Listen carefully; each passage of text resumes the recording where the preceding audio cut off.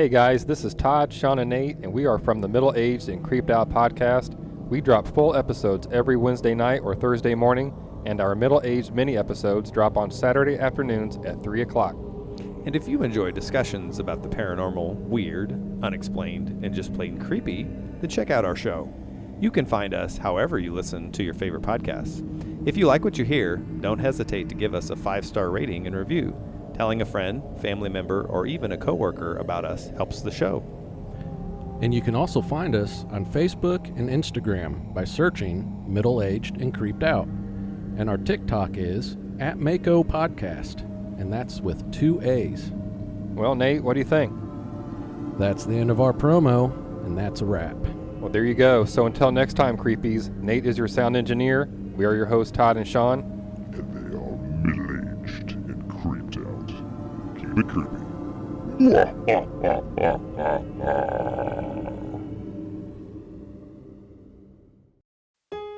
You ever seen a ghost? Been abducted? Heard your name whispered from the other room when you're all alone? No, you say? Me either. But if you're like me, you're still fascinated by the paranormal. It seems everyone else has had an experience, and you want to believe it all. So why doesn't it happen to us? What does it all mean? How does it work? Is any of it real? Welcome to Paranorm Girl, a show that will attempt to answer these questions by taking the paranormal completely apart in search of proof. I'm not a blind believer, nor a hardened skeptic. I'm just looking for answers and willing to accept what I find. Welcome back to the Paranorm Girl podcast. I am your host, Kristen. That promo you heard heading up the episode today was from the Middle Aged and Creeped Out podcast. Just want to remind you all to head on over wherever you might be listening and subscribe. And definitely, for sure, catch their newest episode going up tomorrow evening featuring Todd, Sean, Nate, and myself.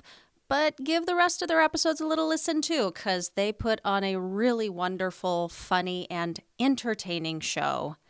Before we get to the lovely, lovely chat I had recently with my guests, I want to thank each and every one of you who have checked out my friend Dave's Kickstarter campaign to launch the paranormal-friendly, oddity, alien, cryptid-infused tarot of the unexplained that he has been diligently designing as of this recording. He has about a week left to make his crowdfunding campaign goal. I know how hard he has been at work on this project, and he is so very close. And I just want to remind you, my likeness is somewhere in that deck. You'll just have to get you some cards when they're ready to see it for yourself. So, if you haven't, do please check out that link in the show notes and share with your friends. With that, let's get right into it. Please enjoy my conversation with investigators Damion and Josh from RKB Paranormal. Damion and Josh started RKB Paranormal in June of 2020. They have been best friends for 30 years and have had a common interest in the paranormal since they were teenagers. During those years, they, along with their other best friend Keith, spent countless hours in any abandoned house or cemetery they heard was haunted, and they investigated. As the years passed, starting an actual paranormal team was something they always wanted to do. In June of 2011, their friend Keith, who was a police officer in their hometown of Dixon, Tennessee, was shot and killed in the line of duty. At that time, their dream of starting a team took a huge hit. But in June of 2020, after an investigation with a few friends at Brushy Mountain State Penitentiary, they decided it was time to officially start their team. And to honor their fallen friend, they named their team after him, using his initials, becoming RKB Paranormal. RKB consists of Damion, his wife Kelly, Josh, his wife Angel, and their good friends Mark and Adam. Josh and Damion, welcome to the show. Thank you for having us. Morning. Thank you so much for being here. How are you guys doing? Doing pretty good. How about yourself?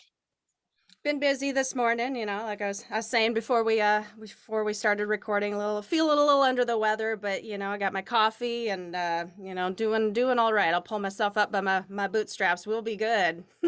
But this should be exciting. I've been really excited to talk to you guys. I've been enjoying the evidence that you have posted to YouTube and your TikTok page, which is very, very active. I need to take some notes from you guys. You guys get a lot of really great evidence, a lot of great investigations. And can I just say, please keep the blooper reel a regular thing? That was a lot of fun to watch. I've thought about doing something similar on this show, but I never think before I delete the the audio. About what time did you guys realize you had some funny stuff to put together?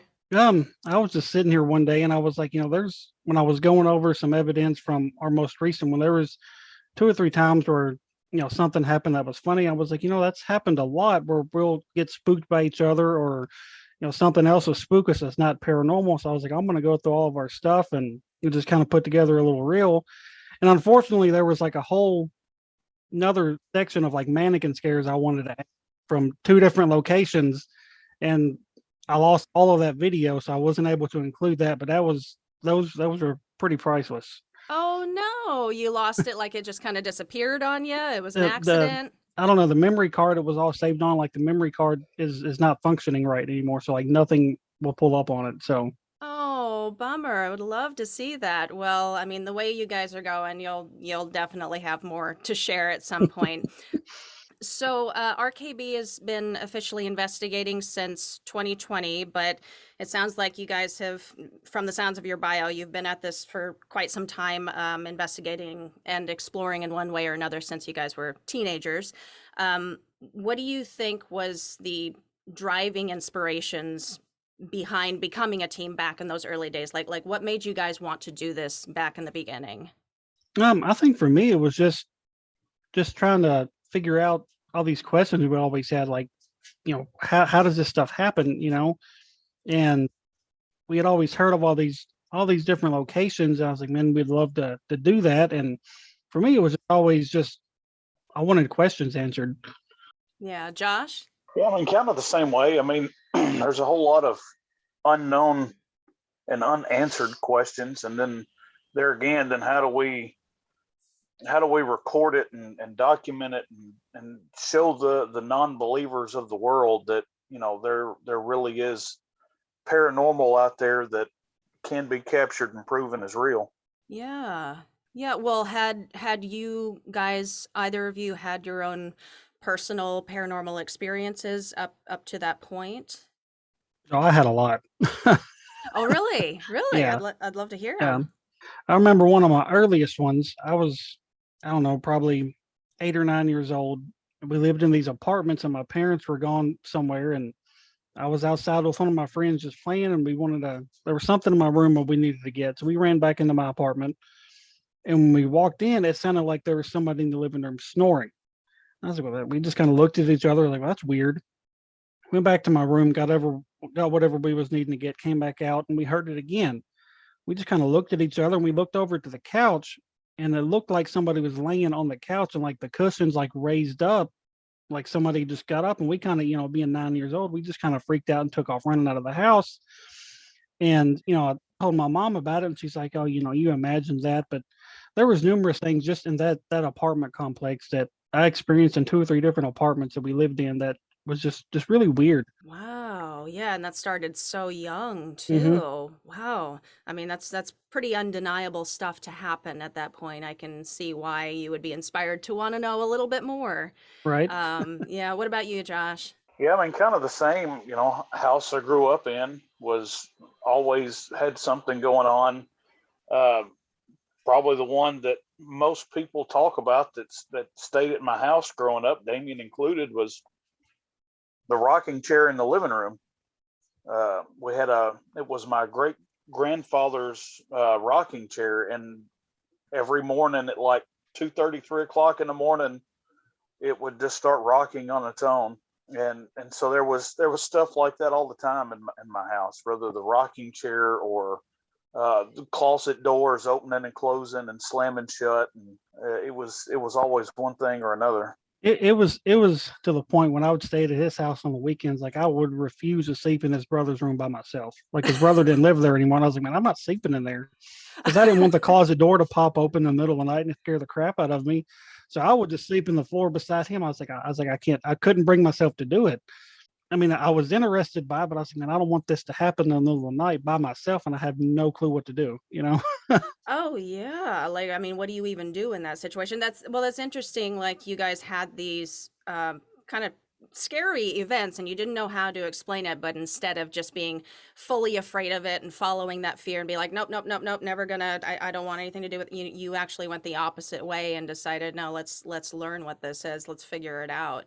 Hmm. So since starting with RKB and doing all of the investigations that you do, like you continue to investigate, you continue to believe in the paranormal. I'm assuming that you've had some crazy experiences there. Like, have you guys been able to see any apparitions at this point? I know a lot of paranormal investigators will actually report um, shadow people, seeing shadow people or things apporting or things like that. Like, what have you experienced?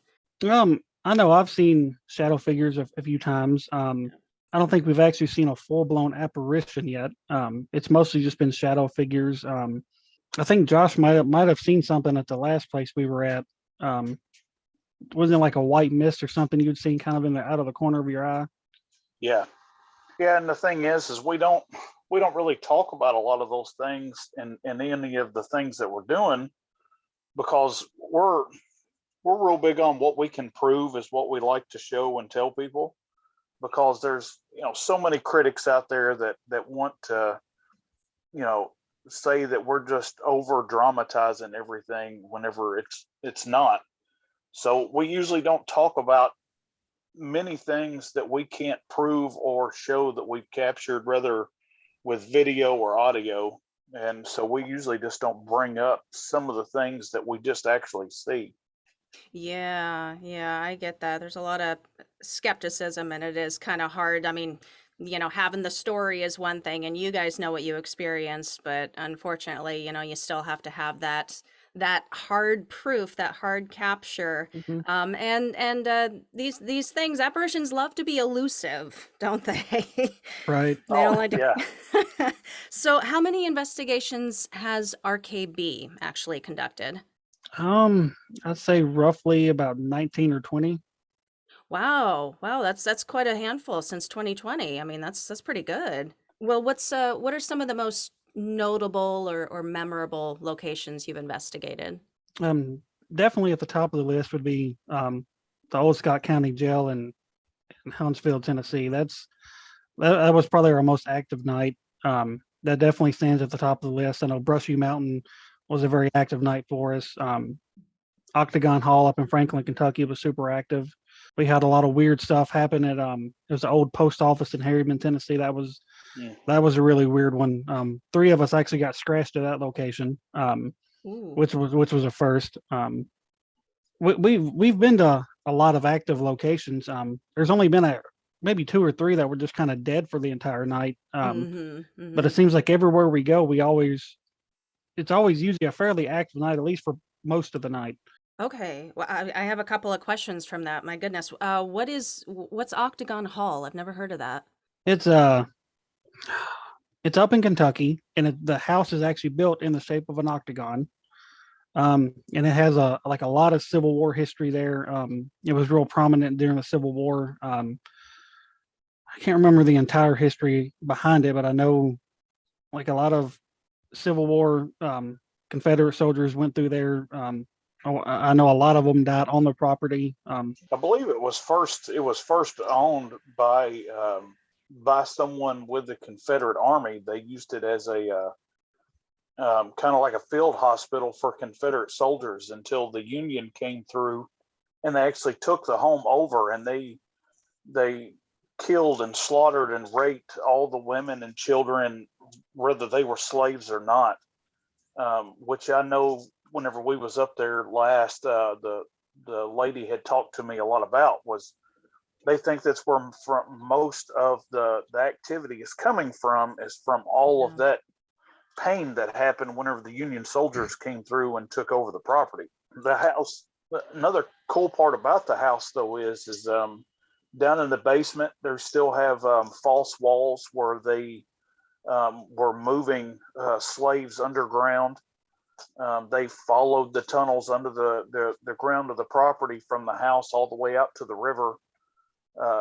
So, I mean, there's still so much history about that place that they're still uncovering. And I think it just kind of all goes to adding into how active this place really is. Yeah, yeah. Do you think a lot of that, just because a lot of stories that have been relayed to me, especially about like Civil War era haunts and locations, a lot of that stuff, oftentimes like on battlefields and stuff like that, it can be more like residual energy. Do you think it's all residual? Do you think there's some intelligence going on there?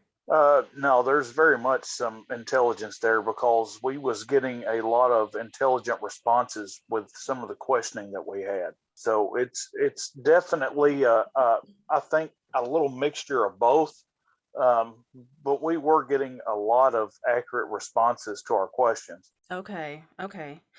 And then with the getting scratched, I'm just curious, what do you think about that? Because that does happen frequently for investigators. Do you think that is necessarily a demonic evil force? Is it dark? Is it just a ghost that doesn't want you there? Um, Everybody always just automatically jumps to demonic or evil. That's Yep. not always the case. That could be their only way they may know how to communicate, as they may be reaching out just to kind of touch you, and it comes out as a scratch. And the same thing, because at the end of the night that night, I ended up with 3 scratches, and automatically going to assume, okay, that's bad. That's not a good sign, but it might not necessarily be that.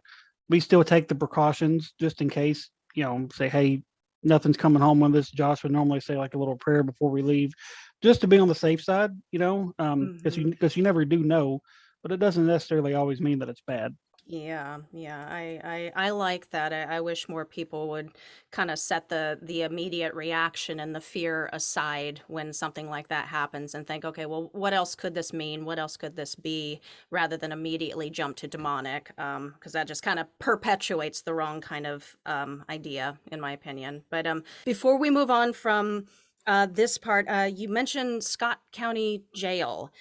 And whoa, these the clips of that you posted of this place were there was something in particular, you know exactly what I'm talking about, that was outstanding. Can you just tell us the story? How did the night go, and how did that particular occurrence, how did it take place? What happened? Um, it was one of those nights where it was a very active night. Um, like when we were just we weren't even set up yet. We were talking to one of the ladies, waiting for Miranda, who was going to be staying on location with us. We were waiting for her to get there, and the other lady, Chris, she was just talking to us about some stuff. We were just unpacking our gear, and I hear a woman from the hallway talking. I was like, "Oh, hey, Miranda's here." Turn around, there's nobody there, and I was like, "Is Miranda here?" And Chris is like, "No, I didn't hear a truck pull up. Nobody's there." I mean, so stuff was happening before we even really got started. And throughout the night, we was having all this stuff happen, and it would happen right when we would like get into a room before we would start recording, or right when we were leaving, when we were changing spots. So it was kind of like toying with us with the night throughout the night, and we did get some stuff, captured. Like I remember, I think in the top sales, I think it was Josh, where we had set up the whiskey and the cigarettes, and Yeah. we were saying like, hey, we snuck this in for you guys. Go ahead and get you a smoke, take you a shot. And our EMF detector was lighting up right beside it. Yeah. So I think we captured that on video. What else was it? Well, that was whenever the picture frame flew off the wall the first time. We captured the audio of it happening, but Mhm. not the actual video footage of it. Yeah, because we had just done an EVP session. And so I was listening to it and recording with my camera, kind of like a live feedback or whatever. And we hear this loud crash from the hallway. And I was like, what the hell was that? And so we both walk out there, and that's actually in the blooper reel because Josh almost drops his phone and it startles the both of us. Um, so we walk out there, and there's this picture frame in the hallway that's not hanging up anymore. And And actually, at the end of the night, that same picture frame is actually the clip that you're talking about. Mhm. Like I just kind of slapped off the wall that night, and when that happened, I mean, we're wrapping up our night in the kitchen, and we have the kitchen door closed, and Josh is a correctional officer, so he's using all these different terms, kind of trying to get them stirred up a little bit. And I remember I'd set my camera down, and right when I set it down, we hear this woman from the hallway say, "Help." We look at each other. It's like, did you hear that? We're like, yeah, that's somebody from the hallway. And so, I grab my camera, walk over and open the door, and I'm like, hello. Right after I say hello, that picture goes flying through there and does a flip in midair. And all before all that, our REM pod's going crazy, our EDI box is fluctuating and going nuts, and we have another angle of it, and you can see Josh messing with the REM pod after I'll walk away trying to get it to stop, and it doesn't stop until I say hello. As soon as I say hello, it stops, and then that picture goes flying. And you can tell by our reaction, it scared the hell out of us. And we probably afterwards, 15, 20 minutes with Miranda tried to debunk it, maybe trying to figure out how it fell off the wall like that. We couldn't get it to recreate what it did. Yeah, because it was held on by like 4 or 5 different Velcro straps.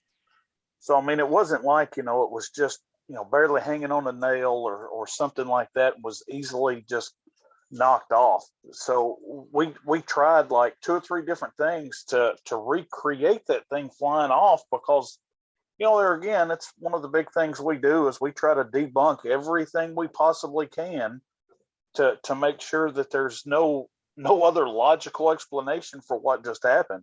And we did everything we could, and there was just no way. Even the way that we tried to hit it to slap it off the wall, it still didn't even go the same way as we caught it being recorded. Yeah, your guys' reaction to it was absolutely priceless, by the way. I, that's anybody wanna redo the yell, the scream?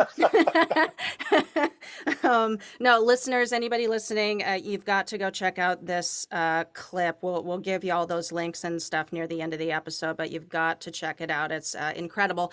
And then you guys looking at it after the fact, you were actually able, because I've seen a bunch of these types of videos of captures like this, and I'm pretty good now at spotting. Oh, okay, yeah, there's a shadow, there's an orb, blah blah blah, whatever is going on in the video. But you guys actually pointed out 2 things when this occurred that I didn't even catch the first couple times through. There was a shadow over on the right hand side of the screen, and then an like, I'm not even sure what to say. It's like an arm. It looks like it looks like something is there right Mhm. by the picture. Right. And Yeah. it's real hard to see all that like in full motion, but when you slow it down, it's clear as day. Yeah, yeah, it's whew. It's a little chilly in here. Well, do you guys do private residence investigations as well? Um, we've done my grandmother's house a few times. Okay. We've had some people reach out to us, and we've talked about doing it, but it's kind of one of those things that how do we know these people aren't just getting us in here and they're just complete wackos? I'm not saying that's always going to be the case, but we're more cautious when it comes to that because you don't know the people, you don't know the history of the place. And now, if it's somebody that we know, we would have no problem doing it. But sometimes some of these other people, some of the stuff that they've described to us that's going on, I was like, man, there's no way all of this is going on. You're still living there. I remember one lady reached out to us, and the stuff she was saying is like stuff that was you would see in like a horror movie. And I was like, I don't know about all this, and I relayed all the messages to the team, and they're like, I don't know if we should go to this house if all this stuff has happened because it sounded like straight up like demonic stuff going on in this woman's house. Yeah. We're not fully equipped to handle that kind of stuff. We're not priests or anything, so No, I'm not Yeah. good at all that yet. Yeah, and you're, you do have to be careful. I feel like these days a little bit more careful than you used to have to. And then you also never know how somebody is going to react. Like they want you to come into their place, and and see what they're seeing and experience what they're experiencing, and what if you don't? Hmm. And that's just unfortunately just part of it. So that you would say your preference for locations is probably going to be a little bit more commercial, or something that's a little bit more well known, not necessarily private. Yeah. And Yeah. we'll do like on places that aren't well known, but it's like a business or something. Mm-hmm. We've done 3 or 4 places in our hometown that most people probably didn't even know were haunted. We did a saloon in a town last year that people didn't know anything about except for the people that worked there, and they experienced all this stuff, and they finally reached out and wanted somebody to come out there, and unfortunately nothing really happened while we were there. Yeah. But you know, the video they posted is what caught our attention. So I was like, we should look into this, and we'd be the only team that's ever investigated, so maybe it'll be super active for us. And unfortunately it wasn't, but that happens at times too. So Yeah, man. Oh, I would have loved for you guys to have come and investigated when I was still living in LA. I worked at a very, very haunted bookstore, which are kind of under the radar, notoriously haunted always. Um, so you said on another interview that you and your team are really made up of believers of the paranormal, and I know you do try to like do debunking as well, but it kind of caught my interest because most investigators that I've spoken to so far, they're fairly skeptical people. Surprisingly, they are wide open to the possibility, of course, but they always seem to approach their investigations right away, ready to debunk, ready to find that logical explanation, and then go from there. Where do you think you guys stand on this scale? Well, I mean, I know for me personally, I mean, yes, 100% absolutely believe in the paranormal, have since I was a kid.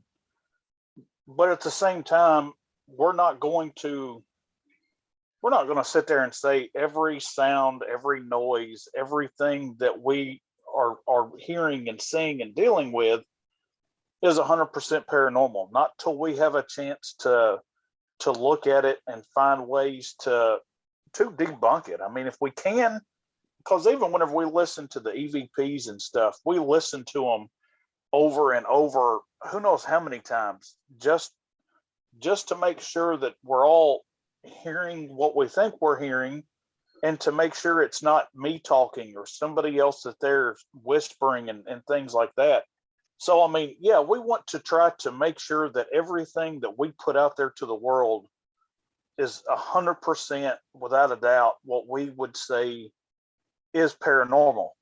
But we do understand that not everything you're going to encounter is going to be considered paranormal, because there's things that just happen.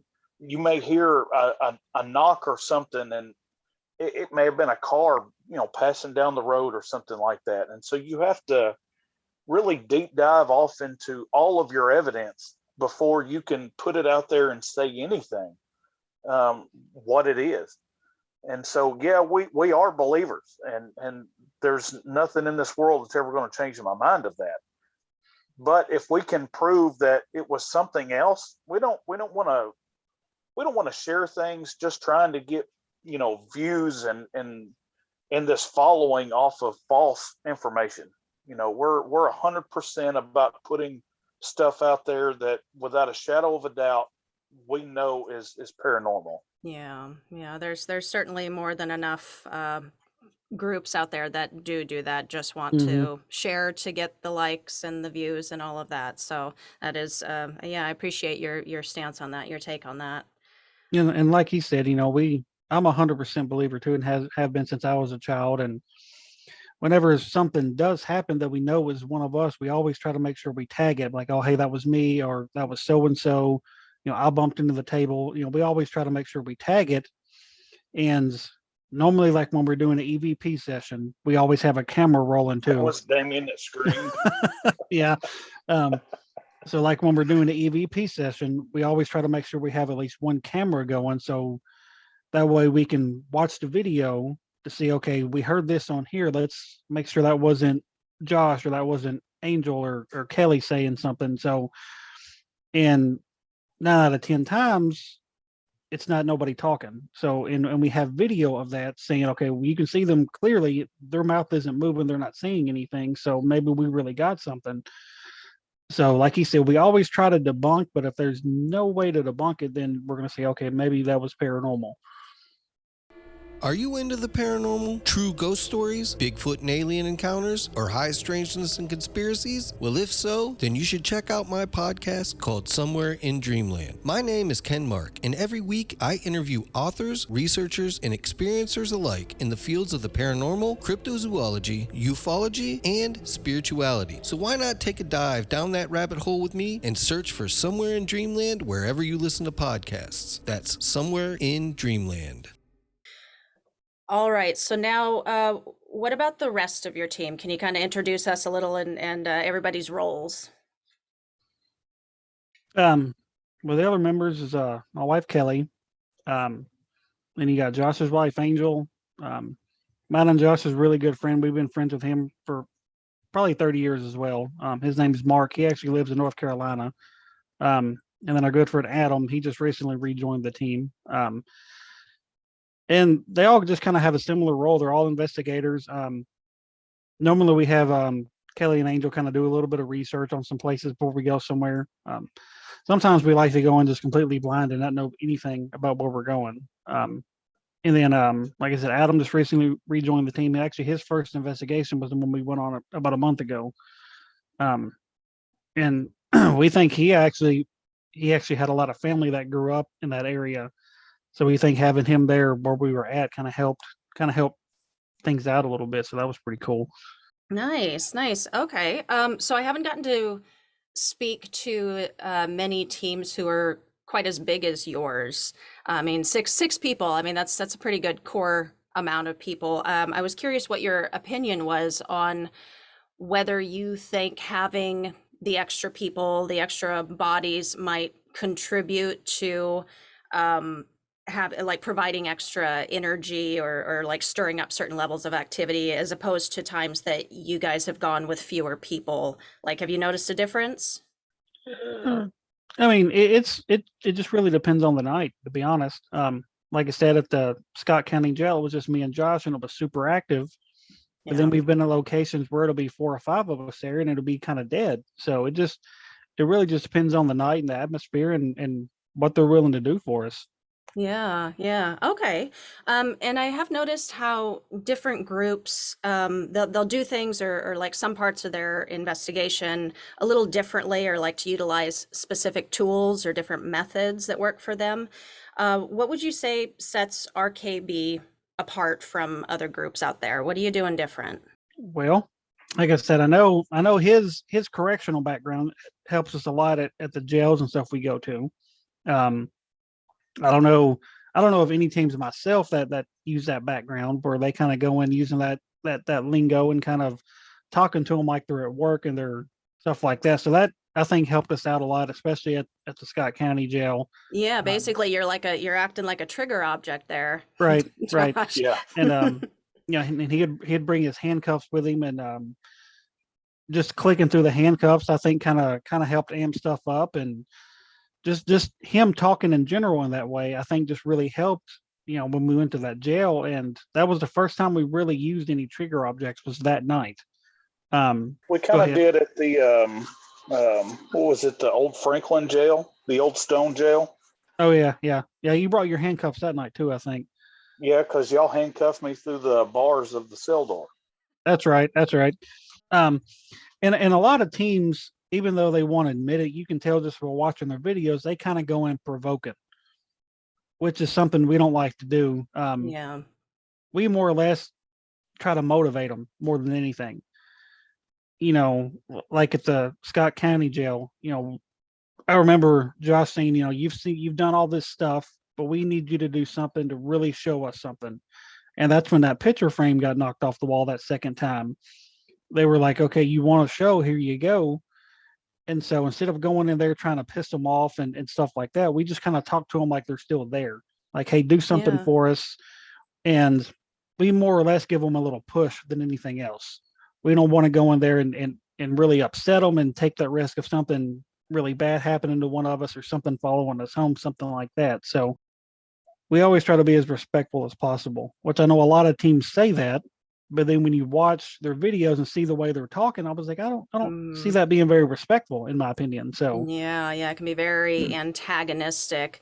mhm. I think with if you're going with the main idea that these are just people, they were people before, they're just people now, like just speak to them, just talk to them like you would normally talk to them, and you might have a little bit better, luck or evidence of it. And I guess maybe on that thought too, what are your thoughts on what you are actually experiencing? Like, are these ghosts? Is it usually pretty intelligent? Do you have some other theory as to, is there something entirely else going on here?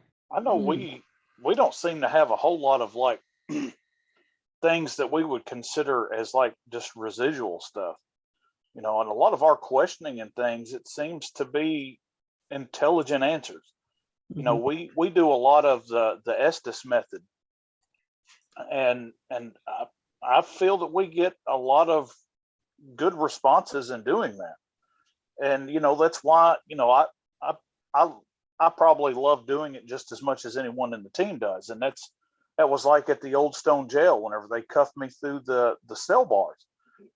That's what I was doing then. I was blindfolded, I was cuffed, so I couldn't move, I couldn't really do anything. And so I just really opened myself up to being able to hear and listen to everything that was coming through those headphones, and getting what seemed to be pretty intelligent responses to the questions the rest of the team was asking. And being able to kind of put yourself out there like that a little bit, and go through those motions of things, I don't think we're getting a whole lot of just straight up residual effects and sounds and answers. Because a lot of times, if we hear a knock or something or a bang, we'll ask them to do it again, and most of the time they'll do it right on cue. To where, like, if it was Oh, residual, it probably wouldn't do it again. And so, like you said, I don't think we haven't really experienced a whole lot of residual stuff yet. okay, okay. And I'm glad you brought up the Estes method, Josh. I've been hearing a lot more about that, and it's fascinating to me because it's, skepticism aside, and there are a lot of skeptics of that method, and it just kind of confounds me why, especially when you're having these basically conversations, and it's an unbiased way to do it. You're completely shutting off your senses to it. You don't even get to hear the question being asked, and you're getting No. intelligent responses to it. So I don't know, it's very incredible. That reminds me, somebody was telling me recently of the Gonsfeld um method, where it's basically the same, same thing, kind of a subset maybe of Estes method, but same idea. You shut off all the senses and all of that. So that is so cool. I love to see you guys using that. Okay, and then kind of a random last main question here for you. I hear this right? You guys are starting or going to start a podcast? We're trying to. We've got the how we want to do it down. It's just finding the time to actually sit down and do it. And like I've told Josh, I've already got a ton of guests lined up that wants to come on when we actually get it started. And Nice. so it's just really finding the time to sit down and do it. Because, I'll work 48, 50 hours a week. He puts in 40, 50 hours a week. And Mark, like I said, he's in North Carolina. He probably stays more busy than me and Josh combined with his job. So it's just finding the time to do it. It may just be one of those things where I think I probably have the most free time out of the three. So I may just have to just start it, and they just kind of jump in when they can. So it may just be one episode where it's just me, and maybe one episode where it's me and Josh, and just kind of just start doing it. Because like I said, we have a ton of people that's already agreed to come on, and I've already got us like a show logo mocked up and all that stuff. So we've got the method now, and we just got to get time to do it.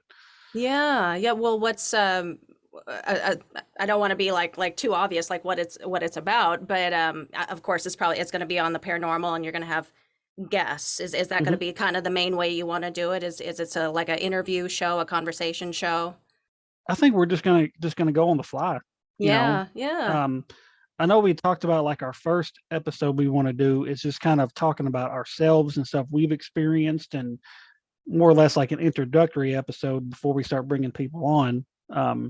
Because like I have a ton of stuff that I can talk about that I've just personally experienced growing up. Josh does. I know Mark has some interesting stories he's told us about, and so we have a lot of stuff we want to talk about. And like I said, we just got to sit down and actually find the time to do it.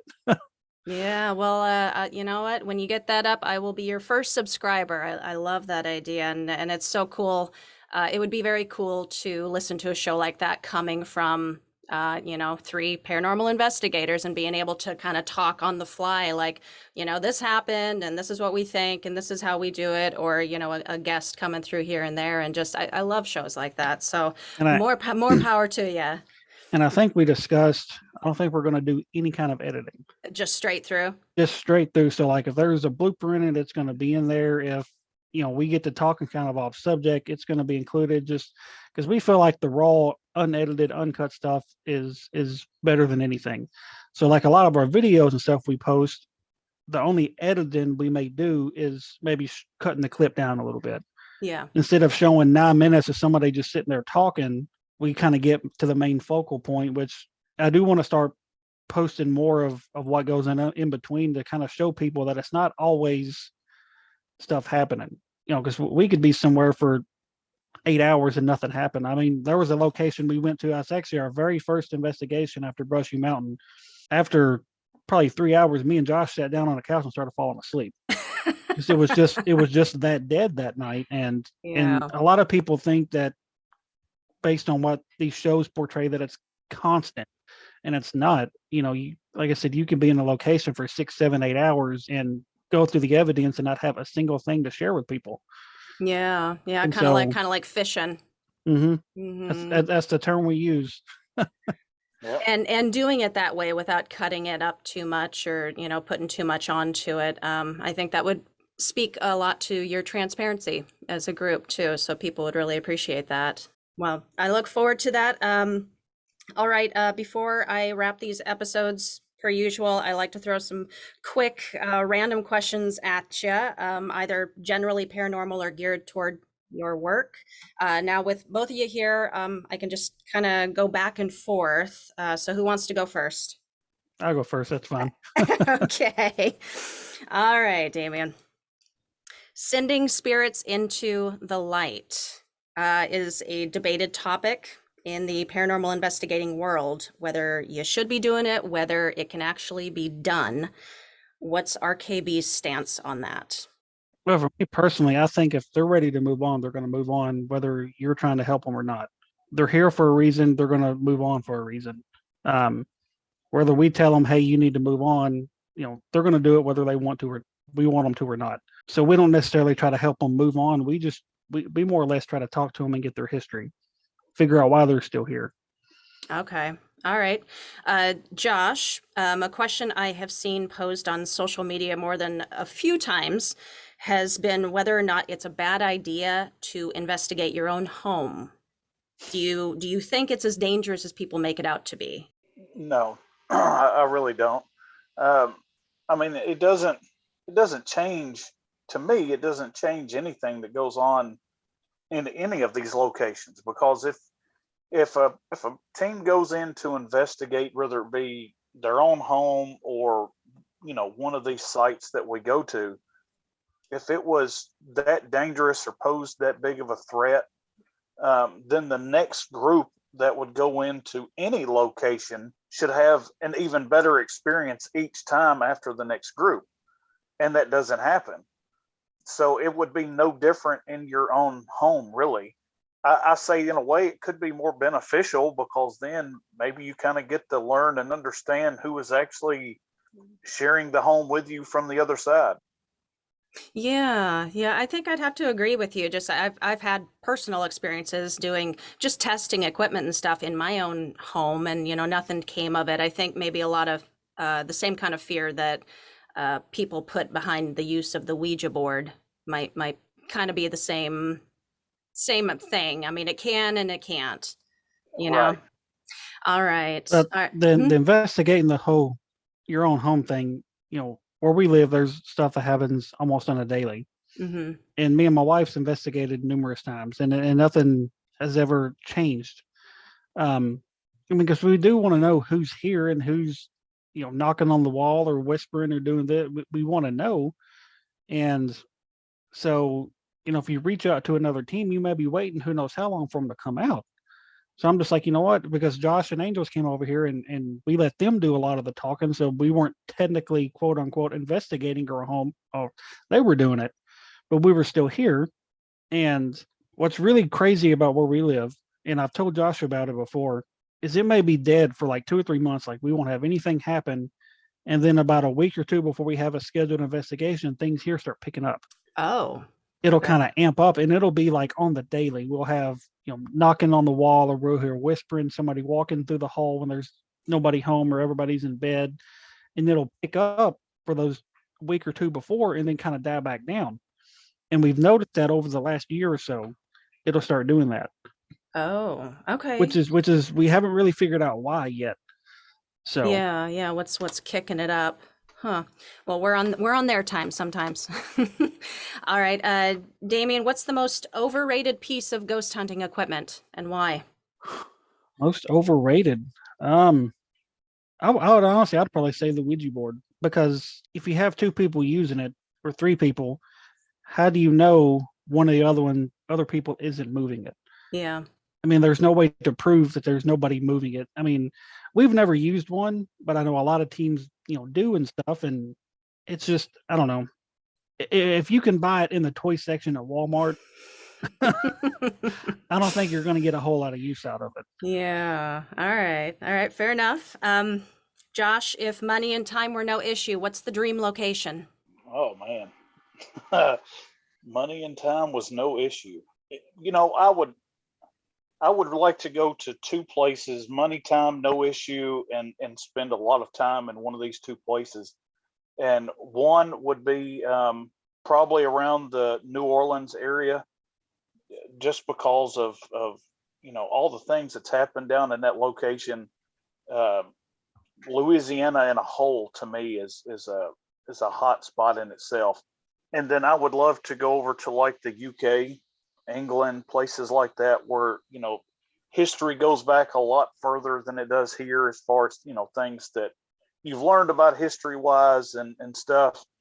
To know that all the bad things that's happened through plagues and stuff over in the UK and England, and all the death just from all the plagues over there.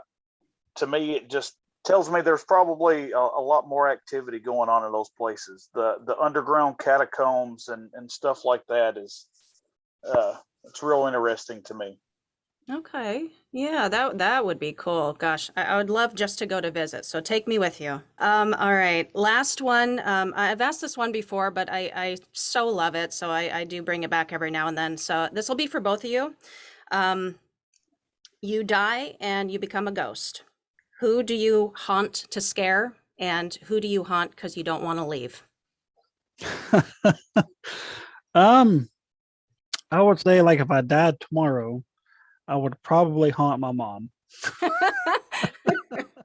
Probably to scare her a little bit, not to the point where she wants to move, but just to kind of keep her on her toes and stuff. And haunt because I don't want to leave would probably be my wife. So, All right, Josh. My kids, both answers.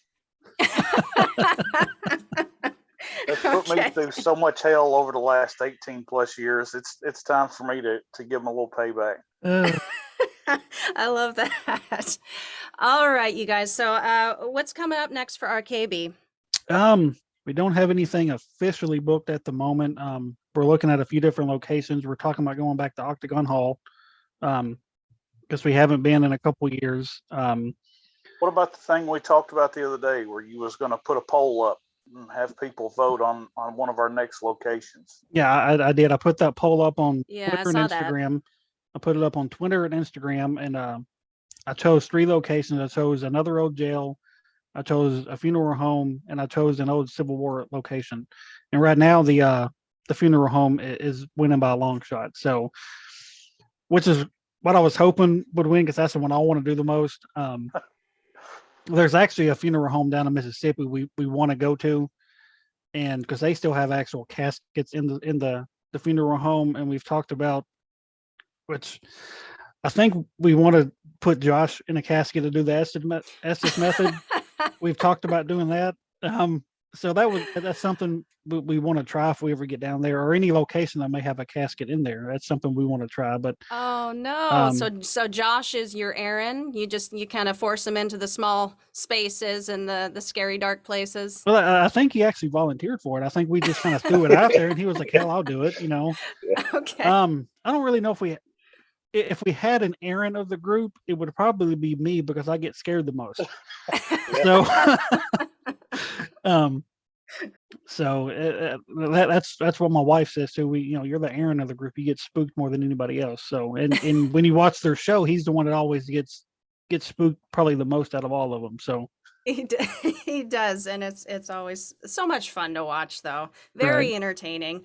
All right, where can my audience find and follow you guys? we're on pretty much all social media platforms: Facebook, Twitter, Instagram, TikTok. It's all RKB Paranormal. We're trying to use those platforms more for promotions of what we're doing and stuff like that. We're trying to make our YouTube page where we post most of our evidence, because we really want to just make our YouTube our main focal point. So like when I'm posting about this show, I'll be posting it on our Facebook or our Twitter, stuff like that, where our next investigation, most everything's going to be on YouTube. And I'll post the YouTube links on our other social media and stuff like that. So it'll direct it all towards our YouTube page. So Okay, and I'll be including all of the direct links to all of that, and of course to your YouTube down in the show notes for this episode. Before we sign off, do you guys have any words of wisdom or a final message you'd like to leave with everyone? I would say for like anybody that's wanting to do this, you don't need a ton of expensive equipment to do this. I know a lot of these shows portray having a ton of expensive equipment. When we went to Brushy Mountain, we had a digital recorder and an EMF detector, and we had stuff happening all night long.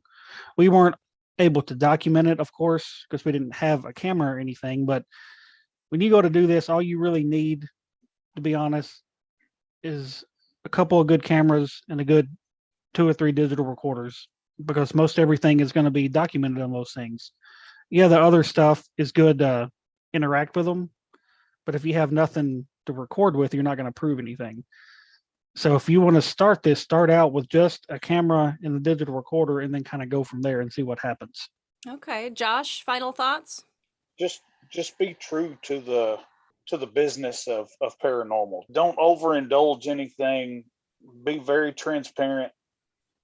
Nobody wants to see the fake stuff. People want to see what's real and what's really happening.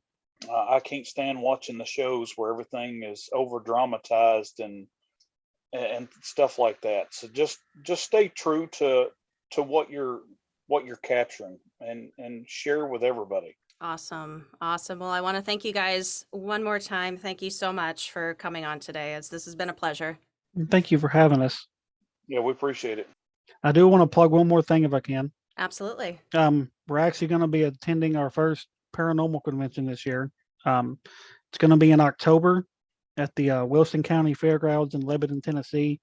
It's called Phantom Paws and Historic Calls, and it's going to be for a really good reason behind all of it. The teams that are putting it on, they're donating half of it to a senior dog center, and they're donating the other half the money to like haunted historic locations to kind of help them stay on their feet and keep their doors open and stuff. So it's for a really good cause. And like I said, we're going to be there, showing our stuff off, and there's going to be a lot of other great teams. And I think they got some mediums that's going to be there, some other really great vendors that they've got lined up. So it should be a good time.